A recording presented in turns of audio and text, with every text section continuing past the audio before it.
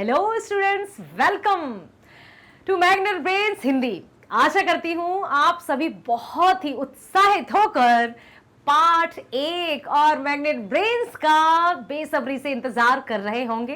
कर रहे हैं ना? बिल्कुल। मैग्नेट ब्रेन्स में लाली वर्मा मैडम आप सभी विद्यार्थियों का बहुत बहुत स्वागत करती हैं और साथ ही आशा, विश्वास, प्रार्थना भी करती हैं कि आप सभी स्वस्थ होंगे, खुश होंगे, प्रसन्नचित होकर अपने अपने कार्यों को कर रहे होंगे और एकदम फुल्ली फोकस्ड होकर वीडियो देखने के लिए रेडी हो गए होंगे।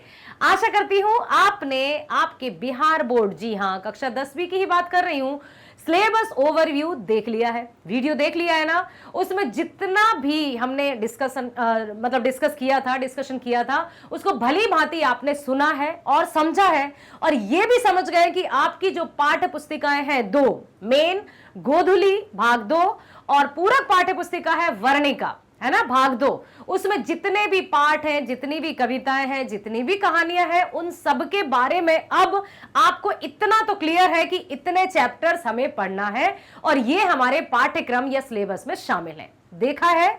यस, बहुत अच्छी बात है, देख लिया है। और यदि नहीं देखा है तो सबसे पहले सिलेबस ओवरव्यू का वीडियो जरूर देखिए, क्योंकि वही आपकी सबसे पहली सीढ़ी है। उसी सीढ़ी पर पैर रखकर आगे जाएंगे, अर्थात जब हम सिलेबस या जो भी पाठ्यक्रम की विषय सूची है आप देख लेंगे, फिर आप साल भर की अपनी जो पढ़ाई है वो बहुत ही रिलैक्स्ड होकर कर पाएंगे और उसका जो प्रतिफल है वो भी आपको बहुत अच्छा मिलेगा। मेरे प्यारे विद्यार्थियों, मैग्नेट ब्रेन्स हिंदी में एक बार फिर से मैं आप सभी का स्वागत करती हूं और यह भी बता दूं आपको कि मैग्नेट ब्रेन्स है भारत का नंबर 1 प्लेटफॉर्म जो कक्षा 7वीं से 12वीं तक की ऑनलाइन स्कूल एजुकेशन के साथ सभी प्रकार की प्रतियोगी परीक्षाओं के वीडियोस भी 100% फ्री प्रोवाइड करता है। अब चलते हैं हम इस वीडियो की तरफ। क्या आपको कुछ नजर आ रहा है जहां पर कुछ ब्राह्मण, क्षत्रिय, वैश्य या शूद्र 4 वर्ग आपको दिखाई दे रहे हैं? बिल्कुल सही सुना है आपने। तो इस वीडियो में हम शुरू करने जा रहे हैं हमारी पाठ्य पुस्तक गोधुली, ऑफ कोर्स कक्षा 10वीं की मुख्य पाठ्य पुस्तिका गोधुली भाग 2 का पाठ 1 है। नाम है श्रम विभाजन और जाति प्रथा, जो लिखा गया है डॉक्टर भीमराव अंबेडकर जी द्वारा। नाम तो आपने सुना ही होगा। संविधान के जनक डॉक्टर भीमराव अंबेडकर जी द्वारा रचित श्रम विभाजन और जाति प्रथा, ये एक निबंध है, निबंधात्मक शैली में लिखा गया है। इस पाठ में क्या पढ़ेंगे आपको थोड़ा तो अनुमान हो ही गया है और साथ ही साथ सिलेबस का जो विषय सूची है आपने देख ली है, उसमें भी आपको समझ में आ गया है कि इसमें हम किस बारे में चर्चा करने वाले हैं। अर्थात भीमराव अंबेडकर जी ने, डॉक्टर अंबेडकर जी ने इस पाठ में 4 वर्गों का विशेष रूप से वर्णन किया है, जिसमें सबसे उच्च जो वर्ग माना जाता था वो था ब्राह्मण। ब्राह्मणों का कार्य था और इसी वर्ग के अनुसार उनके कार्य भी बटे हुए थे। इतिहास में भी आपने अवश्य पढ़ा होगा, तो समझने में भी आसानी होगी और इंटरेस्टिंग भी आपको लगेगा। ठीक है, तो सबसे उच्च जाति यदि देखा जाए जाति प्रथा के आधार पर, तो ब्राह्मण जाति को सबसे ऊंचा माना जाता था। क्यों? क्योंकि उनके अनुसार यही था, समाज के अनुसार यही था कि ब्राह्मण जाति के लोग ही वेद, पुराण, ज्ञान आदि प्राप्त करते हैं और उन्हीं के आधार पर बनाए गए नियमों का हम पालन करेंगे, तभी समाज में हम बहुत अच्छे से रह सकते हैं और तभी हम परमात्मा के भी निकट रह सकते हैं। ये धारणाएं थी। अब ये धारणाएं थी, विश्वास था या अंधविश्वास था, वही तो चर्चा करेंगे इस पाठ में। अगला जो वर्ग था वो क्षत्रिय, युद्ध, रक्षा, ये कार्य सौंपा गया था। तो क्षत्रियों का कार्य था युद्ध के साथ या रक्षा करना, सभी जो भी हो रहा है, अपनी शक्ति के बलबूते पर अपने कार्य को प्राप्त करना। ठीक है, उसके बाद आया वैश्य। वैश्य अर्थात व्यापारी, बिजनेस। उनको व्यापारी या व्यापार का कार्य सौंपा गया कि वैश्य ही व्यापार कर सकते हैं, उसके अलावा ना तो ब्राह्मण ना क्षत्रिय। व्यापार का अधिकार सिर्फ और सिर्फ वैश्यों का था। ये था सबसे छोटा या सबसे उपेक्षित जो वर्ग था, वो था शूद्र, जिसको दलित भी कहा जाता है। शूद्र वर्ग का सिर्फ यही काम था कि वो इन सब की सेवा करे। और सेवा भी सिर्फ ये नहीं कि बस झाड़ू पोछा लगा दिया या थोड़ा बहुत यहां वहां की बात मान लिया, बात सुन ली, ये नहीं। क्या कार्य था उनका? कार्य इतना दयनीय था कि आज हम जब पढ़ते हैं या सुनते हैं तो बड़ा अजीब सा हमें हृदय विदारक वो स्थिति लगती है कि इतना सहा सिर्फ जाति के माध्यम से। ये जातियां किसने बनाई भाई? क्या वहां परमात्मा ने हमको 4 वर्गों में अपने आप भेजा था कि ब्राह्मण का जो डील डॉल है या शारीरिक संरचना है वो अलग प्रकार की होगी, क्षत्रियों की अलग प्रकार की होगी, वैश्यों की अलग प्रकार की होगी या शूद्रों की अलग प्रकार की होगी? नहीं। फिर किस आधार पर समाज में ये वर्गों का निर्धारण किया गया? यही इस पाठ में पढ़ने वाले हैं हम। तो पाठ को पढ़ने से पहले हम डॉक्टर भीमराव अंबेडकर जी के जीवन परिचय की ओर चलते हैं और जानते हैं उनसे जुड़े महत्वपूर्ण पहलू। डॉक्टर भीमराव अंबेडकर जी, सादर नमन करते हैं हम संविधान के निर्माता का, सादर नमन करते हैं छुआछूत और जाति प्रथा मिटाने की इस परंपरा के निर्माता को।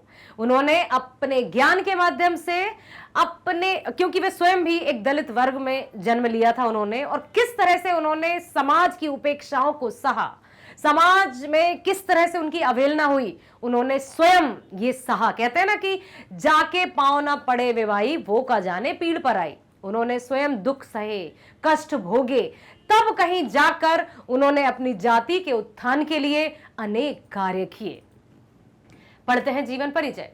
बाबा साहेब भीमराव अंबेडकर का जन्म 14 अप्रैल सन 1891 में मध्य प्रदेश के एक दलित परिवार में हुआ। दलित परिवार मीन्स शूद्र परिवार, जिसमें जो 4 वर्ग थे, ब्राह्मण, क्षत्रिय, वैश्य और शूद्र, जो सबसे निम्न वर्ग का जो वर्ग था, सबसे निम्न कोटि का दलित या शूद्र, उस वर्ग में इनका जन्म हुआ, उस परिवार में।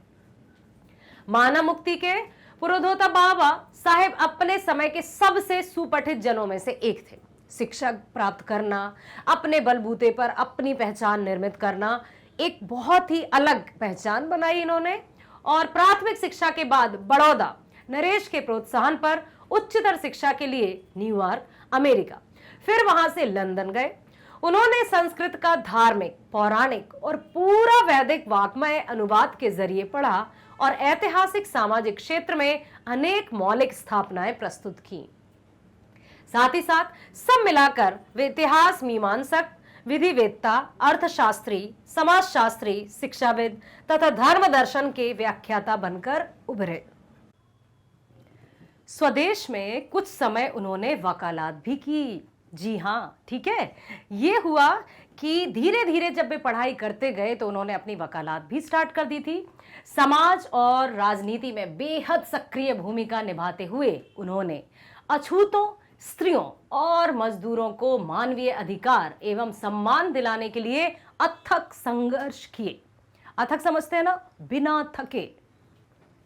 उसके बाद है उनके चिंतन एवं रचनात्मकता के मुख्यतः 3 प्रेरक व्यक्ति रहे।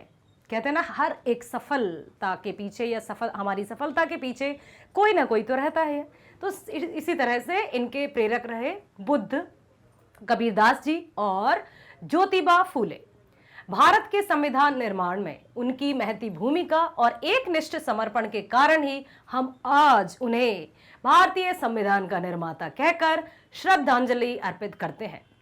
दिसंबर सन 1956 ईस्वी में दिल्ली में बाबा साहेब का निधन हो गया। आगे देखते हैं। बाबा साहब ने अनेक पुस्तकें लिखी, ना कि उनकी कोई 1 या 2 या 3 या 4 या 10 पुस्तकें हैं, बल्कि उनकी अनेक किताबें हैं जो उन्होंने लिखी हैं, जिनमें उनकी कुछ प्रमुख रचनाएं एवं भाषण हैं, जैसे the caste in India, their mechanism, genesis and development, untouchables, who are they, who are Shudras, Buddhism and communism, Buddha and his Dhamma, thoughts on linguistic states, the rise and fall of the Hindu women, annihilation of caste आदि। हिंदी में उनका संपूर्ण वाङ्मय भारत सरकार के कल्याण मंत्रालय से बाबा साहब अंबेडकर संपूर्ण वाङ्मय नाम से 21 खंडों में प्रकाशित हो चुका है। 21 खंड, समझते हैं आप? बहुत अधिक, मतलब यूं कहा जाए कि उन्होंने कई ग्रंथ लिखे, तो इसमें भी कोई अतिशयोक्ति नहीं होगी, क्योंकि बाबा साहब ने इस तरह से समाज में अवहेलना सही है, इस तरह की हीन भावना के वे शिकार रहे हैं बचपन से, क्योंकि वे दलित वर्ग में जन्म हुआ था उनका, और किस तरह से समाज के जो कथा कथित उच्च वर्ग के लोग थे वो निम्न वर्ग के लोगों को किस तरह से प्रताड़ित करते थे, वो अभी हम देखेंगे जब पाठ पढ़ेंगे। तो उन्होंने अपनी भावनाओं को, या यूं कहें कि ना सिर्फ भावनाएं बल्कि अपनी वास्तविक अनुभवों को इन किताबों के माध्यम से हम सबके समक्ष साझा किया, और वे अपने अनुभवों के माध्यम से, इन किताबों के माध्यम से जन जागृति लाई, ताकि हर घर में जो भी पढ़ पाते थे, पहले कोई टीवी या टेलीफोन्स या मोबाइल फोन्स तो हुआ नहीं करते थे कि किसी को भी कोई समस्या हुई और हमने उनको बता दिया। किताबें थीं, रचनाएं थीं, उनके माध्यम से, जैसे समाचार पत्र हों या पत्रिकाएं हैं या किताबें हैं, जो रचनाएं हैं, उनके माध्यम से ही लोगों के मन में जन जागृति की भावना उत्पन्न हुई। ठीक है, यहां प्रस्तुत पाठ बाबा साहेब के विख्यात भाषण एनिहिलेशन ऑफ कास्ट के ललई सिंह यादव द्वारा किए गए हिंदी रूपांतरण जाति भेद का उच्छेद से किंचित संपादन के साथ लिया गया है। यहां उनका एक भाषण था जहां उन्होंने एक स्पीच दी थी, उसी का ये किया गया है। देखिए, आप लिखा है ना कि ललई सिंह यादव जी द्वारा किए गए हिंदी रूपांतर जाति भेद का उच्छेद से किंचित संपादन के साथ लिया गया है। यह भाषण जाति पाती तोड़क मंडल लाहौर के वार्षिक सम्मेलन में सन 1936 के अध्यक्षीय भाषण के रूप में तैयार किया गया था, परंतु इसकी क्रांतिकारी दृष्टि से आयोजकों की पूर्णतः सहमति ना बन सकने के कारण सम्मेलन स्थगित हो गया और यह पढ़ा ना जा सका। अब किसके कारण, फिर से मैं पढ़ती हूं, ध्यान दीजिए कि कितनी अनेक प्रकार की चुनौतियों का कदम कदम पर सामना करते हुए बाबा साहेब अंबेडकर ने एक अपनी हिम्मत से, साहस से, जज्बे से नित्य निरंतरता की ओर आगे बढ़ते गए और हार नहीं मानी। लिखा है यहां पर कि इसकी क्रांतिकारी दृष्टि से आयोजकों की पूर्णतः सहमति ना बन सकी, मतलब क्योंकि ये क्रांतिकारी थी, समाज में बदलाव लाता ना। उनका जो भाषण था वो जन जागृति में एक नई चेतना उत्पन्न करता, जिससे जो दलित वर्ग थे या कथा कथित समाज में जो शूद्र वर्ग के लोग थे, उनके मन में भी अपने अधिकारों को पाने की एक इच्छा जागृत होती, जिससे जो उच्च वर्ग के लोग, समाज आधारित ब्राह्मण, क्षत्रिय या वैश्य, उनको कहीं ना कहीं खतरा मंडराने लगा। तो उसका क्या हुआ कि स्थगित हो गया और पढ़ा ना जा सका। बाद में बाबा साहब ने इसे स्वतंत्र पुस्तिका का रूप दे दिया। उन्होंने उस भाषण को ही स्वतंत्र पुस्तिका का रूप दे दिया, ताकि अब कौन क्या स्थगित लगाएगा, अब कौन इस पे स्टे लगाएगा, अब तो कोई भी पढ़ सकता है, इसलिए इसको पुस्तक का रूप दे दिया। प्रस्तुत आलेख में भारतीय समाज में श्रम विभाजन के नाम पर मध्ययुगीन अवशिष्ट संस्कारों के रूप में बरकरार जाति प्रथा पर मानवीयता, नैसर्गिक न्याय एवं सामाजिक सद्भाव की दृष्टि से विचार करते हैं। जाति प्रथा के विषमता पूर्वक सामाजिक आधारों, रूढ़ पूर्वाग्रहों और लोकतंत्र के लिए उसकी अस्वास्थ्यकर प्रकृति पर भी यहां एक संभ्रांत विधिवेत्ता का दृष्टिकोण उभर सका है। लिखा है संभ्रांत विधिवेत्ता का दृष्टिकोण। अब कई लोगों ने उनके इस विचार को कुचलने की कोशिश की। कौन होंगे वो? उच्च वर्ग के लोग, जो समाज में सिर्फ और सिर्फ अपनी सत्ता चाहते थे। ऐसे वर्ग के लोग जो शूद्रों को उठते हुए या ऊंचाई पर जाते हुए कल्पना भी नहीं कर सकते थे, सोच भी नहीं सकते थे, और एक ऐसा हीरा या एक ऐसा दीपक जो सूरज की तरह आया और जिसने जन जन में जागृति फैला दी, तो उसका तो मान लीजिए समाज भर शत्रु हो गया। उच्च जाति के लोग, उनको तरह तरह से उनके समक्ष चुनौतियों का, मतलब पूरा चुनौती रख दी उनके समक्ष। इसलिए यहां लिखा है कि भारतीय लोकतंत्र के भावी नागरिकों के लिए यह आलेख अत्यंत शिक्षाप्रद है। हर एक भारतीय जो मानवता का पुजारी है, ठीक है, कहते हैं ना, ना तो कोई धर्म बड़ा है ना कोई जाति बड़ी है, बड़ा है तो सिर्फ मानवता का मूल्य। और जब मानव है और मानवता का मूल्य ही नहीं है तो फिर मानव होने का क्या तात्पर्य है। मनुष्य सिर्फ अपने डील डॉल से, अपने रंग ढंग से या जाति से, धर्म से, कद काठी से ही महान व्यक्ति नहीं बन जाता। या मैं तो कहूंगी महान तो उसको साइड में रखते हैं, उस महान शब्द को। व्यक्ति ही व्यक्ति तब कहलाता है जब उसमें मनुष्यता हो, जब उसमें मानवता हो। यदि मानवता की भावना ही नहीं रहेगी तो उसको मनुष्य कहलाने का भी कोई अधिकार नहीं है। और समाज में पहले ऐसा ही होता था। शूद्र वर्ग के लोगों पर बहुत अत्याचार किए जाते थे, इतने अत्याचार कि समाज में उनका रहना मुश्किल हो जाता था। जो ब्राह्मण, क्षत्रिय, वैश्य और शूद्र वर्ग में जो समाज बटा हुआ था उसमें तरह तरह की यातनाएं, तरह तरह की पीड़ाएं। यहां तक मैं आपको बता दूं, अवश्य आपने पढ़ा होगा, फिर भी मैं बता देती हूं कि जो शूद्र जाति के लोग रहते थे ना, उनको मंदिर में प्रवेश तक नहीं करने दिया जाता था। पवित्र स्थानों से उनको दूर रखा जाता था। क्या माना जाता था कि तुम्हारे कदम यदि मंदिर में पहुंच गए तो मंदिर अपवित्र हो जाएगा। हम यदि कहीं से भी कोई शूद्र व्यक्ति निकलता था तो वो अपने पैरों में जूते चप्पल तक नहीं पहनता था। अपने पैरों के जूते और चप्पलों को सिर पर रखकर उन लोगों के सामने जाना पड़ता था जो समाज के ठेकेदार या कहें कि बड़े उच्च वर्ग के लोग थे। समाज ने ही निर्धारण किया ऐसा। तो वहां पर दलितों की हालत बहुत दयनीय थी। उसी हालत को इंसानियत के दर्जे तक पहुंचाने के लिए बाबा साहेब ने जीवन पर्यंत कार्य किए। प्रस्तुत पाठ में लेखक महोदय ने जाति प्रथा के कारण समाज उत्पन्न रूढ़िवादिता, अंग्रेजी में शब्द सुना ही होगा, स्टीरियोटाइप्स, एवं लोकतंत्र पर खतरे को चित्रित किया है। लोकतंत्र पर खतरा क्यों? जाति प्रथा लोकतंत्र पर किस तरह से खतरा? क्योंकि अब जो लोकतंत्र होगा, क्या है उसकी परिभाषा? कि जनता का शासन जनता के लिए और जनता के द्वारा चुना गया प्रतिनिधि। लेकिन एक जनता तो बहुत ऊंचाई पर है और एक जाति जो जनता है वो बहुत निम्न है। तो फिर कैसा प्रजातंत्र, कैसा लोकतंत्र?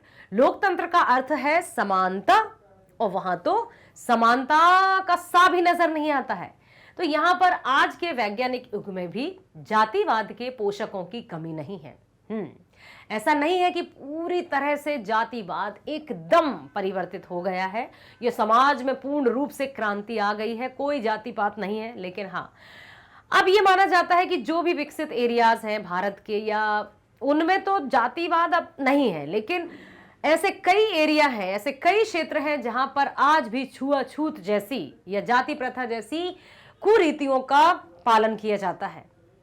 आज भी शूद्र जो वर्ग है या समाज में जो दलित वर्ग है उसको निम्न कोटि का समझा जाता है। इसलिए आरक्षण जैसी योजनाएं निकाली गई।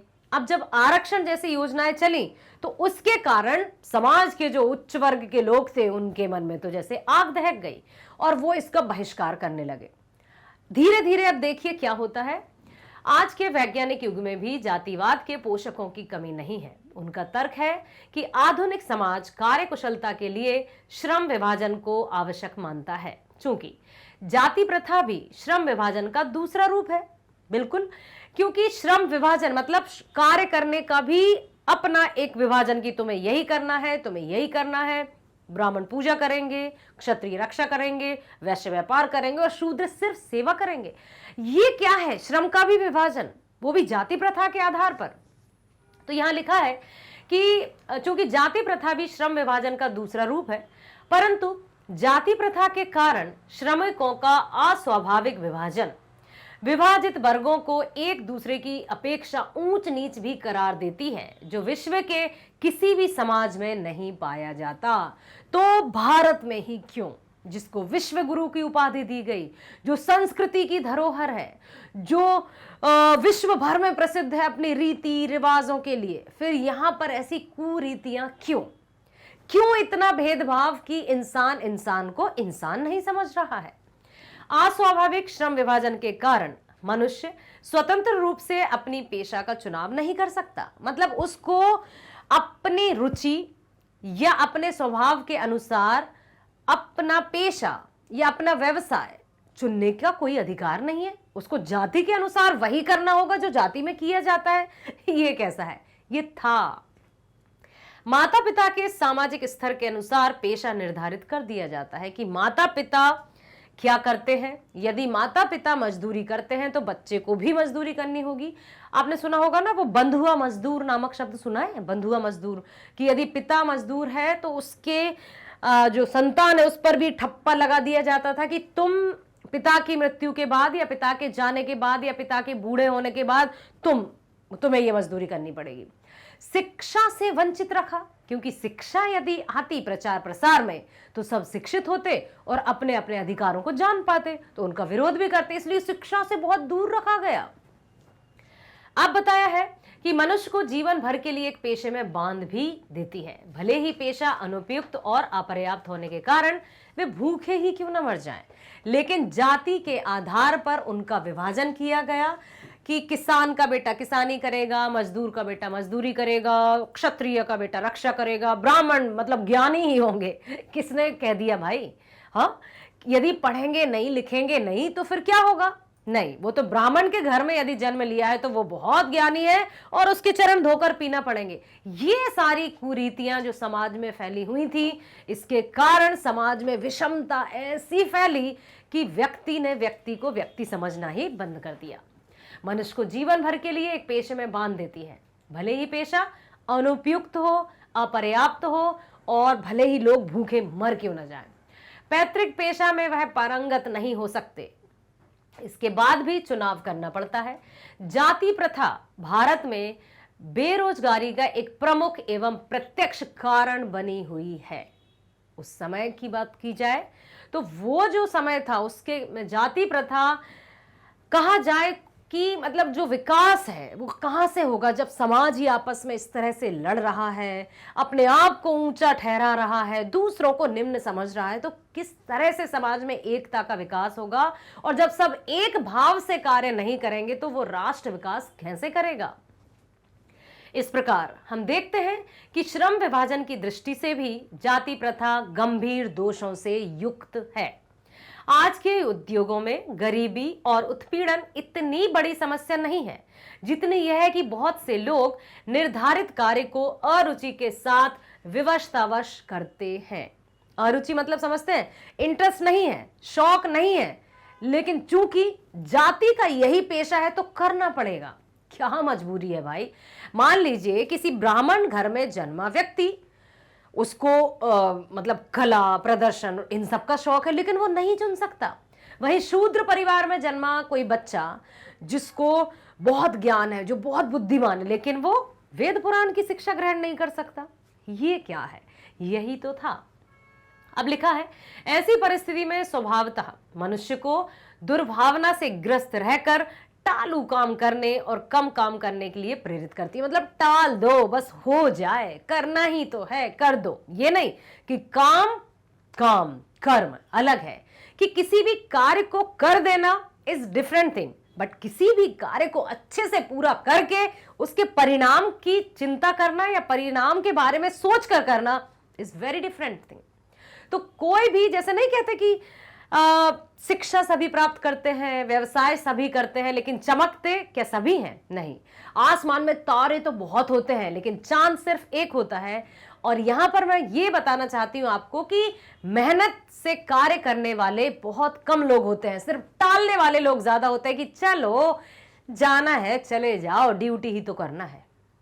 जिम्मेदारी और उत्तरदायित्व, ये दोनों अलग भावना है। जिम्मेदारी मीन्स मुझे प्रतिदिन अपना कार्य करना चाहिए, मैंने कर दिया, मेरी ड्यूटी खत्म, मैं चली। लेकिन उत्तरदायित्व, मेरा उत्तरदायित्व यह है कि जिम्मेदारी के साथ साथ मैं जिस कार्य को कर रही हूं उसका फल या प्रतिफल क्या होगा। यदि उसका फल सही नहीं है तो मैं और मेहनत करूंगी, ये जिम्मेदारी है। और मैं उस की रिस्पॉन्सिबिलिटी भी खुद ही लूंगी कि ये नहीं हुआ है तो ये मेरी जिम्मेदारी है। ठीक है। ऐसी परिस्थिति में स्वभावतः मनुष्य को दुर्भावना से ग्रस्त रहकर टालू काम करने और कम काम करने के लिए प्रेरित करती है। आर्थिक पहलू से भी जाति प्रथा हानिकारक प्रथा है, आर्थिक दृष्टि से, क्योंकि समाज में वर्ग के हिसाब से काम बंट गए। अब जो अधिक सक्षम थे, जिस भी फील्ड में, अलग अलग क्षेत्रों में, लेकिन उनको वो कार्य नहीं करने दिया जा रहा, तो वहां जो है कहते हैं ना कि कुर्सी या सत्ता एक ऐसे व्यक्ति के हाथ में आ जाना जो उसके लायक ही ना हो, लेकिन मिल गई है तो कर लेते हैं। यदि उसके स्थान पर कोई ऐसा कर्मठ व्यक्ति मिल जाए जो उस कुर्सी का फायदा ना उठाकर उस कार्य को बखूबी करेगा, तब जाकर समाज की प्रगति होगी, तब जाकर आर्थिक स्थिति भी मजबूत होगी। ठीक है। लेखक की दृष्टि में आदर्श समाज स्वतंत्रता, समता, भ्रातृत्व, समझ रहे हैं आप कि ये जो यहां पर आप देख सकते हैं एक चित्र है जहां पर कोई राजसी है और यहां पर दलित वर्ग है जो बस उनके समक्ष हाथ फैलाते रहे। उस समय का जो समाज था ना, वो ऐसा था कि उनकी जो सत्ता थी बस हमारे ही हाथों में रहे, हमारे सामने सब निम्न और तुच्छ नजर आए, हम सबके बने रहे बॉस। ये थॉट थे, ये सोच थी कि हमारे समक्ष झुके रहे। धीरे धीरे धीरे धीरे जब समय परिवर्तित हुआ और फिर क्या हुआ देखिए।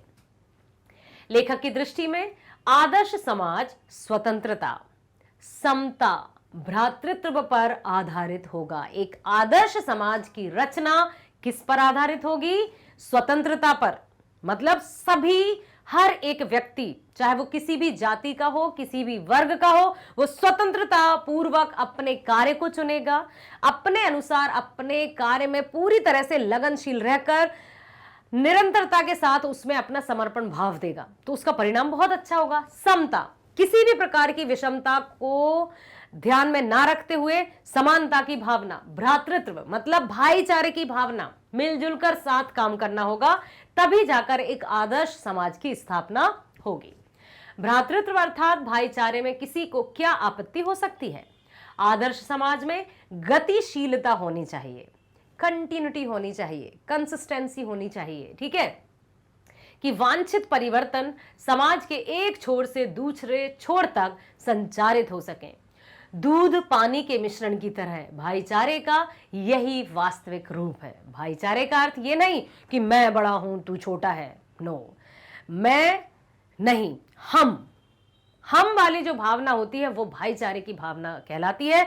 जहां पर मैं आया, अहम आया, तो वहां पर नहीं होती है भाईचारे की भावना। ठीक है, यदि भाईचारे की भावना के साथ हम काम करते हैं तो वो काम बहुत अच्छे से सफल होता है, जैसे दूध और पानी का मिश्रण। इसी का दूसरा नाम लोकतंत्र मूलतः सामूहिक जीवनचर्या की एक रीति तथा समाज के सम्मिलित अनुभवों के आदान प्रदान का नाम है। इसमें यह आवश्यक है कि अपने साथियों के प्रति श्रद्धा एवं सम्मान का भाव हो। कितनी अच्छी बात कही है, ध्यान रखिएगा आप कि जो भी कार्य हम करते हैं, जितने भी हमारे सहयोगी होते हैं या जितने भी उस दल, टीम या समूह या ग्रुप में शामिल रहते हैं, हर एक के मन में, हर एक के प्रति आदर और सम्मान की भावना होनी ही चाहिए। जब आदर और सम्मान की भावना निहित होगी, फिर देखिए कितने अच्छे से वो कार्य होगा। जहां पर अहंकार जैसी भावना आ गई, वहां पर तो समझिए वो कार्य सफल नहीं होगा। कार्य की सफलता के लिए सबका एक रूपता के साथ कार्य करना है और इसी तरह से समाज को हम बहुत अच्छे से आर्थिक दृष्टि से, भाईचारे की दृष्टि से ऊंचाइयों तक ले जा सकते हैं। यही बताया है। आशा करती हूं आपने बहुत ध्यान से डॉक्टर भीमराव अंबेडकर जी के जीवन परिचय को सुना, उनकी जो रचित पुस्तकें हैं उनको भी सुना, साथ ही साथ पाठ का सार आपने बहुत ध्यान से सुना और इसमें ये तो आप समझ ही गए होंगे कि हमें जीवन किस तरह से जीना चाहिए। तो इसी तरह से हर एक पाठ की व्याख्या, सार और प्रश्नोत्तर के साथ मैं आपके समक्ष उपस्थित होती रहूंगी। और आपको पता है ना, मैग्नेट ब्रेन्स कक्षा 7वीं से 12वीं तक की online school education 100% free provide करता है और उसके साथ साथ सभी प्रकार की प्रतियोगी परीक्षाओं के वीडियोस भी 100% फ्री प्रोवाइड करता है। तो जब भी आप वीडियो देखेंगे आपके फेवरेट चैनल पर, तो लाइक कीजिएगा, सब्सक्राइब कीजिएगा, शेयर कीजिएगा, ताकि आपके जो भी वीडियोस हैं वो तुरंत आपके पास नोटिफिकेशन आ जाए और आप सही समय पर उनका लाभ ले सकें। मिलते हैं नेक्स्ट वीडियो में। स्वस्थ रहिए, खुश रहिए, bye bye, thank you so much.